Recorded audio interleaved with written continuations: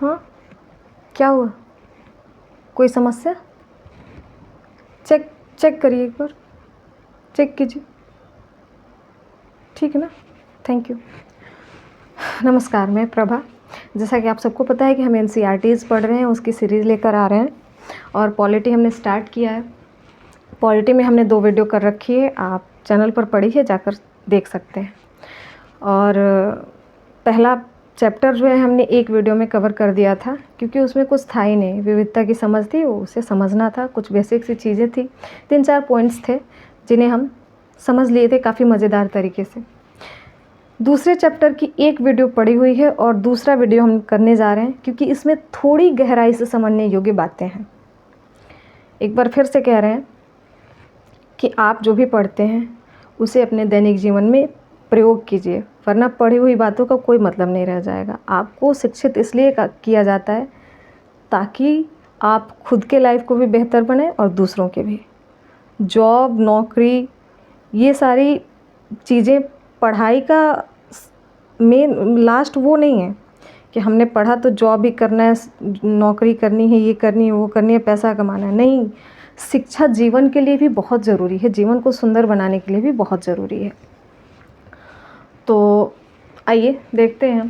पहले हमने पढ़ा था विविधता एवं भेदभाव पहले वीडियो में, और उसमें हमने देखा था विविधता कब क्षेत्र के आधार पर, जैसा कि आप देख पा रहे हैं, लिंग के आधार पर, व्यवसाय के आधार पर।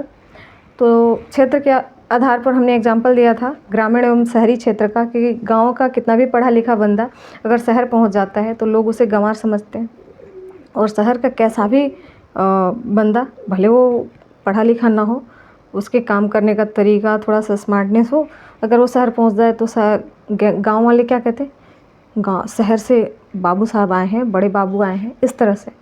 तो इस तरह के पूर्वाग्रह से, इस तरह की रूढ़िवादी धारणाओं से हमें खुद भी बचना है और दूसरों को भी बचाना है। इन सब को पढ़ने का यही मतलब है। नहीं तो हमें क्या पढ़ने की ज़रूरत है? ये सब बस आंसर लिख देते हो जाता। लेकिन आंसर लिखना नहीं, हमारी शिक्षा में प्रयोगात्मक एवं व्यवहारिक शिक्षा का अंश ज़्यादा होना चाहिए। ध्यान रखिएगा, हमारी पढ़ाई कैसी होनी चाहिए? तो वैसी होनी चाहिए जिसमें प्रयोगात्मक एवं व्यवहारिक शिक्षा हो, जिससे हम जीवन को सुंदर बना सकें। तो आइए, क्षेत्र के आधार पर हमने देख लिया। लिंग के आधार पर, लड़का और लड़की, लिंग के आधार पर हमने विविधता के कारण भेदभाव देखा था कि लोग लड़का को ज़्यादा मानते हैं, लड़का को अलग तरह के खिलौने, कपड़े, हर चीज़ उपलब्ध कराते हैं, और लड़की को अलग तरह के, जैसे कि एक को ऊपर करते हैं और दूसरे को नीचे करते जाते हैं। इसका बहुत ही अच्छा एग्जाम्पल एक 4 क्लास में था, जब हम लोग पढ़ते थे। रामदरस मिश्र जी का एक रचना थी लड़की। उसमें उसकी माँ लड़की के साथ बहुत ही बदतर तरीके से व्यवहार करती है, और लेखक जब उसको लास्ट में अपनी गोद में उठाता है और पूछता है कि क्या तुम्हें ये सब बुरा नहीं लगता, तुम्हें अजीब नहीं लगता, तुम्हें बुरा नहीं लगता, तो उस लड़की ने क्या जवाब दिया? लड़की होना। उसने कुछ नहीं कहा, सिर्फ यही कहा, लड़की होना। उसके इस 2 से 3 शब्द कहने का मतलब बहुत कुछ था, कि मतलब लड़की होना, मुझे ये कुछ सहना है, ये सारा कुछ सहना है, और मैं ये सब कुछ सहने के लिए ही बनी हूँ, मुझे सहना पड़ता है। उसके कहने का भाव यही था। और एक दूसरी रचना लें नागार्जुन की, तो उसमें बिल्कुल ही इसका अपोजिट है। देखें तो एक बस का ड्राइवर है, प्राइवेट बस का ड्राइवर है, लेकिन वो प्राइवेट बस के ड्राइवर होने के नाते, तो वो थोड़ा अपमानित महसूस करता है, लेकिन एक बेटी का पिता है, इस नाते वो बहुत ही गर्व महसूस करता है। और लेखक जब उसके साथ सफ़र कर रहा होता है, तो गुलाबी चूड़ियाँ जिसका शीर्षक है, उसकी बेटी ने क्या किया, 4 गुलाबी चूड़ियाँ उसके सीट के पास वहाँ लटका रखी हैं ऊपर में, और वो जब भी धक्के खाती है बस वो हिलती रहती हैं और उसको अपनी बेटी की याद दिलाती रहती हैं। तो सोचता है कि कभी कभी उतार दूँ, लेकिन क्या कसूर है इन गुलाबी चूड़ियों का, ऐसा कुछ है उसमें।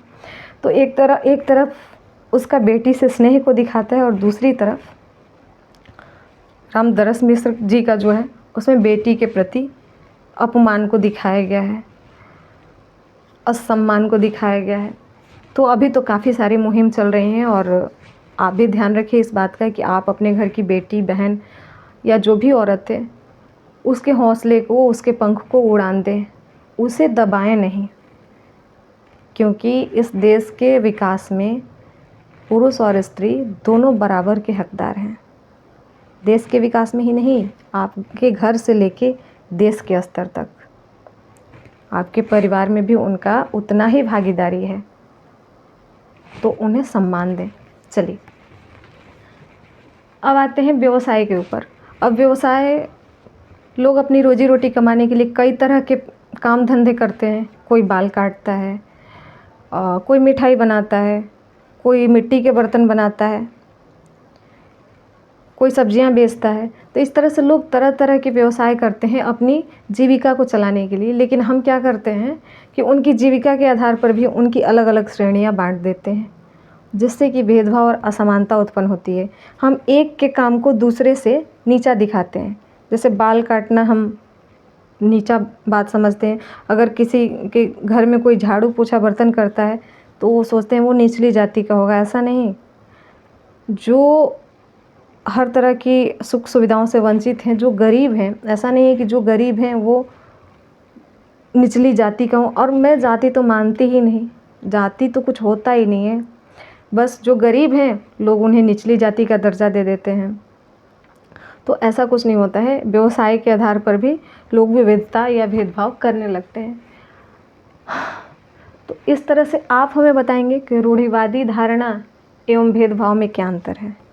रूढ़िवादी धारणा क्या है कि जो हम बहुत पहले से अपने दिमाग में बैठा रखे हैं और आगे भी ऐसी कोई उम्मीद नहीं है कि हम उसे छोड़ सकते हैं। जैसे कि एक एग्जांपल देते हैं कि लोग सोचते हैं कि लड़कियां माँ बाप पर बोझ होती हैं। खुद इस चैप्टर के लास्ट में इसने क्वेश्चन कर रखा है कि इसको समझाएं, इस बात को समझाएं। तो लड़कियां माँ बाप के लिए बोझ होती हैं, ये हमारे घर के बड़े बूढ़ों के दिमाग में इतनी गहराई से, इतनी रूढ़िवादी तरीके से बैठी हुई है कि वो कभी नहीं जाएगी। ये रूढ़िवादी धारणा है। और इस धारणा के कारण जब वो लड़कियों से अलग रहना या उन्हें अपमानित करना, इस तरह का जब काम करते हैं उसे हम भेदभाव कह लेंगे। तो इस तरह से ये रूढ़िवादी धारणा एवं भेदभाव हो गया।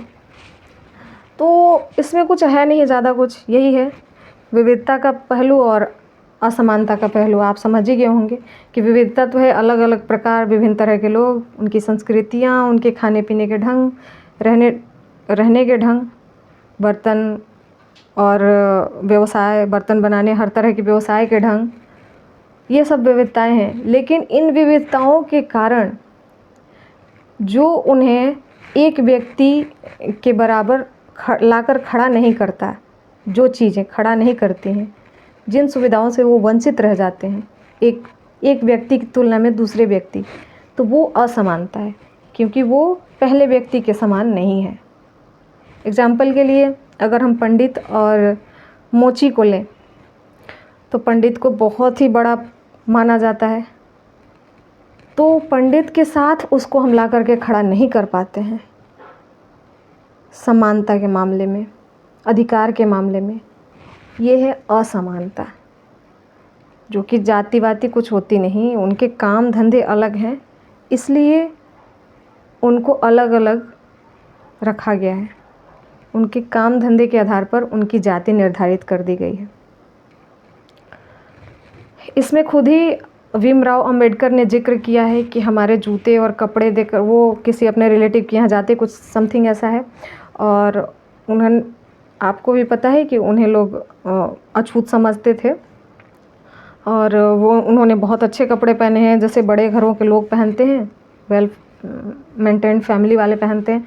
तो पहले तो लोग आते हैं उनके हेल्प के लिए, मदद के लिए, लेकिन जब नाम पूछते हैं और शायद वो अपने नाम में कुछ वैसा टाइटल लगा देते हैं तो लोग उनको मदद करने से मना कर देते हैं, या फिर कोई आता ही नहीं है, कोई अपने इक्के में नहीं बैठाना चाहता है कि हमारा इक्का अछूत हो जाएगा।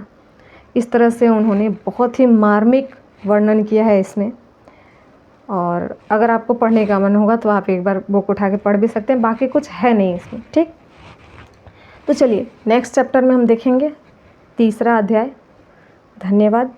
वीडियो अच्छी लगी तो प्लीज़ लाइक और शेयर ज़रूर कर दीजिएगा और चैनल को सब्सक्राइब कर लीजिए ताकि हम आपसे जुड़ते रहें। और आपके दिमाग में क्या चल रहा है उसे कमेंट ज़रूर कीजिएगा। आपको हमारा अटेम्प्ट कैसा लगा प्लीज़ ज़रूर बताइएगा। धन्यवाद। मिलेंगे नेक्स्ट वीडियो में।